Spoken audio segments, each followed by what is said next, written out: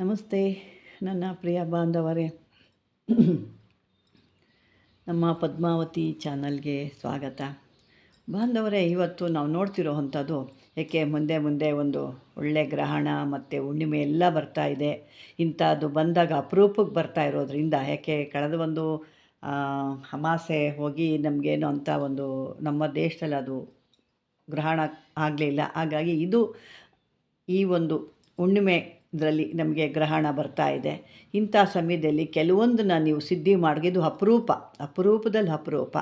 ಏನೋ ಹೇಳ್ತಾ ನೋಡಿ, ಮರಳುಗಾಳು ನಡಿ ನೀರು ಸಿಕ್ತು ಅನ್ನೋ ಥರ ಒಂದು ಅಪರೂಪವಾದು ಇಂಥದ್ದೆಲ್ಲ ಸಮಯ ಬಂದಾಗ ಈ ಸಿದ್ಧಿ ಮಾಡಿಟ್ಕೋಬೇಕು. ಮತ್ತು ಇನ್ನೊಂದು ಏನಪ್ಪ, ನಾನು ಕೊಡ್ತಾ ಇರ್ತೀನಿ, ಅದನ್ನು ಮಾಡ್ಕೊತೀರ. ಮತ್ತು ನಾನು ಕೆಲವೊಂದು ಮೊದಲೇ ಹೇಳಿರ್ತೀನಿ, ಇಂಥದಕ್ಕೆ ಬರುತ್ತೆ. ಕೆಲವೊಂದು ಮಂತ್ರ ಇರುತ್ತೆ, ಕೆಲವೊಂದು ಯಂತ್ರ ಇರುತ್ತೆ. ಯಂತ್ರಕ್ಕೆ ಯಾವಾಗಾರು ಆ ಯಂತ್ರಕ್ಕೆ ಮಂತ್ರ ಇರೋದಿರಲ್ವೋ ಅವಾಗ ಮೊದಲೇ ನಾನು ಒಂದು ಮಂತ್ರಗಳ್ನ ಕೊಟ್ಟಿರ್ತೀನಿ. ಅವಾಗ ಯಂತ್ರ ಕೊಟ್ಟಿರೋದಿಲ್ಲ, ಆ ಮಂತ್ರನ ಬರ್ಕೊಳ್ಳಿ. ಆವಾಗ ನಾನು ಕೊಟ್ಟಂಥ ಯಂತ್ರಕ್ಕೆ ಮಂತ್ರ ಇಲ್ಲ ಅಂದಾಗ ಅದನ್ನು ನೀವು ಬಳಸ್ಕೊಳ್ಳಿ ಅಂತ ಹೇಳ್ತೀನಿ. ಆದರೆ ನಿಮಗೆ ಪಾಪ ಅದು ಅರ್ಥ ಆಗ್ತಿದ್ವೋ ಇಲ್ವೋ ನನಗೆ ಗೊತ್ತಿಲ್ಲ. ಇವೆಲ್ಲ ನೀವು ಬರೆದಿಟ್ಕೊಂಡಾಗ ಇದನ್ನು ಅದೇ ಥರನೇ ಬರ್ಕೋಬೇಕು. ಇದು ಯಂತ್ರ ಇಲ್ಲ, ಬರೀ ಮಂತ್ರ. ಯಾವುದೇ ಯಂತ್ರಕ್ಕೆ ಈ ಮಂತ್ರ ಬರುತ್ತೆ ಅಂತ ನೀವು ಬರ್ಕೋಬೇಕು. ಏಕೆ ನಾನು ಏನಕ್ಕೆ ಎಷ್ಟು ಬಿಡಿಸಿ ಹೇಳ್ತಾ ಇದ್ದೀನಿ ಅಂದರೆ, ಯಾರು ಹೇಳ್ದಿರೋದು ಇಷ್ಟು ಹೇಳ್ತಾ ಇದ್ದೀನಿ, ನಿಮ್ಗೆ ಅರ್ಥ ಆಗಲಿ. ನಿಮಗೆ ಹೇಳೋದು ದೊಡ್ಡದಲ್ಲ, ಅದು ಅರ್ಥ ಆಗೋಗ ಥರ ನಿಮ್ಗೆ ಹೇಳಿದಾಗ ಅದು ನಿಮಗೆ ಕೆಲಸಕ್ಕೆ ಬರುತ್ತೆ. ನಾನು ಸುಮ್ಮನೆ ಏನೋ ಒಂದು ಮಾಡಬೇಕಲ್ಲ, ಒಂದು ಹೇಳ್ಕೊಂಡು ಹೋಗ್ತೀನಿ, ಬಿಟ್ಟರೆ ಅರ್ಥ ಆದರೆ ಆಗಲಿ, ಬಿಟ್ಟರೆ ಬಿಡಲಿ ಅಂದರೆ ಅದು ಏನಕ್ಕೂ ಬರೋದಿಲ್ಲ. ಹಾಗಾಗಿ ಕೊಟ್ಟ ಮೇಲೆ ಸರಿಯಾದ ರೀತಿಲಿ ಕೊಡಬೇಕು ಅನ್ನೋ ಉದ್ದೇಶಕ್ಕೆ ಇಲ್ಲಿ ನಾನು ಕೊಡ್ತಾಯಿದ್ದೀನಿ. ಇದಕ್ಕೆ ಯಂತ್ರ ಇಲ್ಲ, ಈಗಲೂ ಹೇಳ್ತಾ ಇದ್ದೀನಿ, ಯಂತ್ರ ಇಲ್ಲ. ಮುಂದಕ್ಕೆ ನಾನು ಯಂತ್ರಗಳನ್ನ ಕೊಡ್ತೀನಿ. ಆವಾಗ ಮಂತ್ರ ಇರೋದಿಲ್ಲ, ಕೆಲವೊಂದಕ್ಕೆ ಮಂತ್ರ ಇಲ್ಲ. ಆವಾಗ ಇದನ್ನು ಬಳಸ್ಕೋಬೋದು ನೀವು. ಇದನ್ನು ಅದೇ ರೀತಿ ಮೆನ್ಷನ್ ಮಾಡಿ ಬರೆದಿಟ್ಕೊಳ್ಳಿ. ಬನ್ನಿ, ಇವಾಗ ಇದನ್ನು ಕೆಲವೊಂದು ಗುರು ದತ್ತಾತ್ರೇಯ ಮಂತ್ರ ಅಂತ, ಇದು ಗುರು ದತ್ತಾತ್ರೇಯರ ಒಂದು ಮಂತ್ರ. ಇದನ್ನು ನೀವು ಯಾವ ಸಮಯದಲ್ಲಾದರೂ ಮಾಡ್ಕೋಬೇಕು, ಯಾವ ಸಮಯದಲ್ಲಿ ಹೆಂಗೆ ಮಾಡಬೇಕು, ಏನು ಮಾಡಬೇಕು ಅಂತ ಹೇಳ್ತೀನಿ. ಇದಕ್ಕೆ ಬೇಕಾಗೋ ಅಂತ ಕೂಡ ಏನೇನು ಅಂತ ಕೂಡ ಹೇಳ್ತೀನಿ. ಇದು ಮತ್ತು ಏನು ಕೆಲಸಕ್ಕೆ ಬರುತ್ತೆ ಅನ್ನೋದು ಕೂಡ ನಾನು ಹೇಳ್ತೀನಿ. ಬನ್ನಿ, ಈಗ ಈ ಮಂತ್ರ ನೀವು ಬ್ರಾಹ್ಮಿ ಮುಹೂರ್ತದಲ್ಲಿ, ಅರ್ಲಿ ಮಾರ್ನಿಂಗ್ ಅಂದರೆ ಬೆಳಗಿನ ಜಾವ, ಬ್ರಾಹ್ಮಿ ಮುಹೂರ್ತ ಅಂತ ಏನು ಹೇಳ್ತೀವಲ್ವ, ಆ ಮುಹೂರ್ತದಲ್ಲಿ ಇದನ್ನು ಗುರುವಾರ ತಪ್ಪಿದ್ರೆ ಭಾನುವಾರ ಅಥವಾ ಗುರುವಾರ 2 ವಾರದಲ್ಲಿ ಇದನ್ನು ಮಾಡಬೇಕಾಗುತ್ತೆ. ಇದಕ್ಕೆಲ್ಲ ಸ್ನಾನ ಎಲ್ಲ ಮುಗಿಸಿ ಒಂದು ಪೂಜಾ ಮಂದಿರದಲ್ಲಿ ನೀಟಾಗೆಲ್ಲ ಅಲ್ಲಿ ಸ್ವಚ್ಛ ಮಾಡಿ ಅಲ್ಲೊಂದು ಕಂಬಳಿ ಹಾಸ್ಕೊಂಡು ಅದರ ಮೇಲೆ ನೀವು ಹಾಸಿನರು ಹಾಕಬೇಕಂದ್ರೆ ಕುಳಿತುಕೋಬೇಕು. ನಂತರ ಈ ಮಂತ್ರನ ಜಪ ಮಾಡ್ತಾ ಕಂಠಪಾಠ ಮಾಡ್ಕೋಬೇಕು. ಕಂಠಪಾಠ ಮಾಡ್ಕೊಂಡಾದಮೇಲೆ ಯಾರೇ ಸಾಧಕನಿರ್ಬೋದು ಅಥವಾ ಯಾರೋ ಸಾಧಕಳು ಹೆಣ್ಮಕ್ಳು ಕೂಡ ಇರ್ಬೋದು, ಇದನ್ನು ಕಂಠಪಾಠ ಆದ ಮೇಲೆ ಒಂದು ನಿರ್ಜನವಾದ ಪ್ರದೇಶದಲ್ಲಿ, ಅಂದರೆ ಯಾರು ಸಂಚಾರ ಮಾಡಿರೋಂಥ, ಯಾವುದು ಶಬ್ದ ಬರೆದಿರೋಂಥ ಒಂದು ಪ್ರಶಾಂತವಾದ ಸ್ಥಳ ಅಂತ ಹೇಳ್ತೀವಿ. ಅಂಥ ಸ್ಥಳದಲ್ಲಿ ಯಾವ್ದಾರ ಒಂದು ದೇವಸ್ಥಾನದಲ್ಲೋ ಅಥವಾ ನೀರಿನಲ್ಲೋ ಇದನ್ನು ಕೂತ್ಕೊಂಡು 1008 ಬಾರಿ ಮತ್ತೊಮ್ಮೆ ಜಪ ಮಾಡಬೇಕು. ಇದು ಮೊದಲು ಈ ರೀತಿ ಇರೋ ದಿವಸ ನೀವು ಅರ್ಲಿ ಮಾರ್ನಿಂಗ್ ಅಂದರೆ ಬ್ರಾಹ್ಮಿ ಮುಹೂರ್ತದಲ್ಲಿ ನೀವು ಎದ್ದೊಳ್ಬೇಕು. ಎದ್ದು ಒಂದು ನಿರ್ಜನವಾದ ಒಂದು ಸ್ಥಳ ಆಗಿರ್ಬೋದು, ಯಾವ್ದಾದ್ರು ದೇವಾಲಯಗಳೆಲ್ಲ ಆಗಿರ್ಬೋದು, ನೀರಿನೆಲ್ಲ ನಿಮ್ಮ ಶಕ್ತಿ, ನಿಮ್ಮ ಒಂದು ಇಷ್ಟ, ನಿಮಗೆಲ್ಲಿ ಇರುತ್ತೋ ಅಲ್ಲಿ ಹೋಗಿ ಕೂತ್ಕೊಬೋದು. ನೀರಿನಲ್ಲಿ ಕೂತ್ಕೊಂಡ್ರು ಇನ್ನೂ ಭಾಳ ಒಳ್ಳೆಯದೇ. ಯಾವ್ದಾದ್ರು ದೇವಾಲಯಗಳಂದರೆ ಶಬ್ದ ಇಲ್ದಿರೋ ಅಂಥ ದೇವಸ್ಥಾನಗಳಂದರೆ, ಅದು ಕೆಲವೊಂದು ಜನ ಜಾಸ್ತಿ ಬರೋ ಅಥವಾ ಪಾಳ ದೇವಸ್ಥಾನ ಅಂತ ಕೂಡ ಹೇಳ್ತಾರೆ.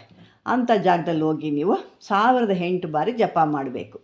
ಇದರಿಂದ ಏನಾಗುತ್ತೆ, ನಿಮಗೆ ಜಪ ಸಿದ್ಧಿ ಆಗಿಬಿಡುತ್ತೆ. ನಂತರ ನೀವೇನು ಮಾಡ್ಬೋದು, ಈ ಸಿದ್ಧಿ ಆದ ನಂತರ ಕೆಲವರು ನೋಡಿ ಮನೆ ಮೇಲ್ಗಡೆ ಈ ಕಡಲೆಕಾಯಿ ಅಂತ ಕಟ್ತಾರೆ. ನನಗೆ ಸಾಕಷ್ಟು ಜನ ಕೇಳ್ತಾ ಇದ್ರಿ, ಈಗ ಅದು ನಿಮಗೆ ಸಿಕ್ಕಿದೆ ಅಂದ್ಕೊಳ್ತಾ ಇದ್ದೀನಿ.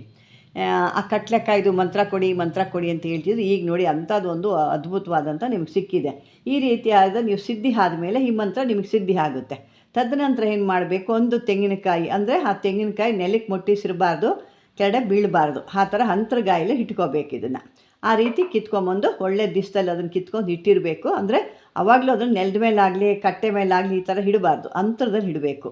ಈ ಕಾಯಿನ ಮತ್ತೆ ನೀವೇನು ಒಂದು ಕಂಠಪಾಠ ಮಾಡ್ಕೊಂಡಿರ್ತೀರಲ್ಲ, ಆ ಕಂಠಪಾಠ ಮಾಡ್ಕೊಂಡಿರೋ ಮಂತ್ರದಿಂದ ಮತ್ತೊಮ್ಮೆ 11 ಸಾರಿ ಮಂತ್ರಿಸ್ಬಿಟ್ಟು, 11 ಬಾರಿ ಮಂತ್ರಿಸ್ಬಿಟ್ಟು ಈ ಮನೆಗೆ ನೀವು ತಲೆ ಬಾಗಿಲು ಅಂತ ಹೇಳ್ತೀವಲ್ವ, ತೊಲೆ ಬಾಗಿಲು ಅಥವಾ ತಲೆ ಬಾಗಿಲು ಮೇನ್ ಡೋರು, ಅಲ್ಲಿಗೆ ಇದನ್ನು ಕಟ್ಟಿದ್ರೆ 1 ಅಥವಾ 2 ಬರೋ ಮುಂದೆ ಅಥವಾ ಯಾವುದಾದ್ರು ನಿಮ್ಮ ಬರೋ ಅಂಥ ಮುಂದೆ ಸರ್ವ ಕಷ್ಟಗಳಿಗೆ ಇದು ದೂರ ಆಗುತ್ತೆ.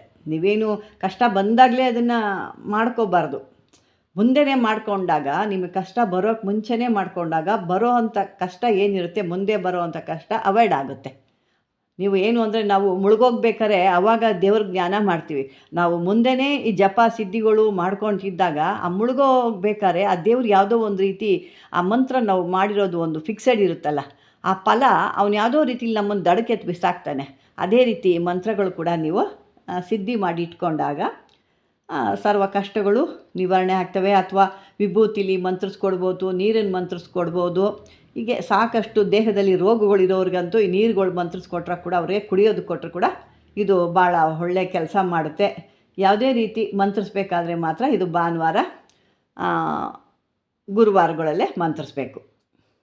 ವೀಕ್ಷಕರೇ, ಇದೊಂದು ಅದ್ಭುತವಾದಂಥ ಒಂದು ಈ ದತ್ತಾತ್ರೇಯರದು ಅಂತಂದರೆ ಇದು ನೀವು ಮೊದಲೇ ಸಿದ್ಧಿ ಮಾಡಿಟ್ಕೊಂಡಾಗ ನಿಮಗೆ ಯಾವಾಗಾರು ಇದಂತೂ ಮನುಷ್ಯ ಅಂದಮೇಲೆ ಕಷ್ಟ ಅನ್ನೋದು ಮೂಗಿನಲ್ಲಿ ನೆಗಡಿ ಇರೋ ಥರ ಅಲ್ವಾ, ಯಾವಾಗಾರು ಇದ್ದೇ ಇರುತ್ತೆ. ಮನುಷ್ಯನಿಗೆ ಕಷ್ಟ ಅನ್ನೋದು ಇಲ್ಲವೇ ಇಲ್ಲ. ಒಬ್ಬರಿಗೆ ಹಣದ ಕಷ್ಟ ಆದರೆ ಒಬ್ಬರಿಗೆ ನೆಮ್ಮದಿ, ಇದು ಇನ್ನೊಬ್ರಿಗೆ ಇನ್ನೊಂದು ನಾನಾ ಥರ ಧಾನ್ಯದ್ದಿರೋದಿಲ್ಲ, ಮನೆಯಲ್ಲಿ ಹಣಕಾಸು ಸಮಸ್ಯೆ ಇರುತ್ತೆ, ಯಾವುದೋ ಆರೋಗ್ಯಗಳಿರೋದಿಲ್ಲ, ಅನಾರೋಗ್ಯದಿಂದ ನರಳ್ತಿರ್ತಾರೆ. ಕೆಲವರು ಅಂದ್ಕೊಳ್ತಾರೆ, ಅಯ್ಯೋ ಎಷ್ಟಿದ್ರೆ ಏನು ಬಂತು, ಆರೋಗ್ಯನೇ ಇಲ್ವಲ್ಲ ನಮಗೆ ಅಂತ ಹೇಳ್ತಾರೆ. ಅಂಥವ್ರು ಕೂಡ ಇದನ್ನು ಮಾಡಿಕೊಂಡು ಕುಡಿಬೋದು. ನಂಗೆ ಬೆಳಗ್ಗೆ ಒಂದು 2-3 ಜನ ಇದನ್ನೇ ಮಾತಾಡಿದ್ರು. ಈ ಥರ ನೀವು ಹೇಳಿದ್ದೆಲ್ಲ ನಮ್ಗೆ ಸಿಮ್ಟಮ್ ಇದೆ, ಅದಕ್ಕೇನು ಮಾಡಬೇಕು ಅಂತ. ನೋಡಿ, ಇದನ್ನು ನಿಮಗೆ ನೀವೇ ನಿವಾರಣೆ ಮಾಡ್ಕೋಬೋದು. ನೀವೆಲ್ಲೋ ಹಣ ಕೊಟ್ಟು ಮಾಡಿಸ್ಕೊಂಡು ಅದು ಮಾಡ್ಕೊಳ್ಳೋದ್ಕಿಂತ ನಿಮಗೆ ನೀವೇ ಅಂದರೆ ಸಿದ್ಧಿ ಆಗಿರಬೇಕು. ಸುಮ್ಮನೆ ಪಾಠ ಓದ್ದಂಗೆ ಮಾಡಿಕೊಂಡ್ರೆ ಹಾಗಲ್ಲ.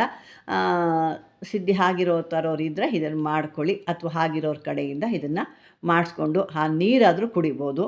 ಆ ನೀರನ್ನ ಸಿದ್ಧಿ ಮಾಡಿಕೊಂಡು ಅವಾಗೇನಾಗುತ್ತೆ, ನಿಮಗೆ ಯಾವುದೇ ದೇಹದಲ್ಲಿ ನೋವು ಇರ್ಬೋದು, ಅಲೇಸೆ ಇರ್ಬೋದು, ಒಂಥರ ಸೋಂಬೇರಿ ಥರ ಏನೋ ಒಂದು ದೇಹದಲ್ಲಿ ಅಥವಾ ರೋಗಗಳು ಅಂದಾಗ ಕೆಲವು ಹಾಸ್ಪಿಟ್ಲಿಗೆ ಹೋದ್ರೂ ವಾಸಿನೇ ಆಗಲ್ಲ. ಅವಾಗ ಹೋದಾಗ ಏನೋ ಕಮ್ಮಿ ಆಗ್ತಾವೆ, ಮತ್ತೆ ಯಥಾ ಪ್ರಕಾರ ಇರ್ತಾರೆ. ಈ ರೀತಿನ ನೀರನ್ನು ನೀವು ಒಂದು ದೊಡ್ಡ ಇದರಲ್ಲಿ ಮಾಡಿ ಇಟ್ಕೊಂಡು ಅವಾಗ ಈ ನೀರು ಏನು ನೀವು ದಾವ ಆದಾಗೆಲ್ಲ ಕುಡಿತೀರಲ್ವ, ಆ ರೀತಿ ಮಾಮೂಲಿಯಾಗಿ ಕುಡಿತಾನೆ ಇರಬೇಕು. ಒಂದು ದೊಡ್ಡ ಪಾತ್ರೆಯಲ್ಲೋ ಅಥವಾ ದೊಡ್ಡ ಕ್ಯಾನಲ್ಲೋ ಮಾಡಿ ಇಟ್ಕೊಂಡ್ಬಿಟ್ರೆ ಇಂಥ ಟೈಮಲ್ಲಿ ಮಾಡಿ ಇಟ್ಕೋಬೇಕು, ಯಾವಾಗಲೂ ಮಾಡೋ ಅಂಥದ್ದಲ್ಲ.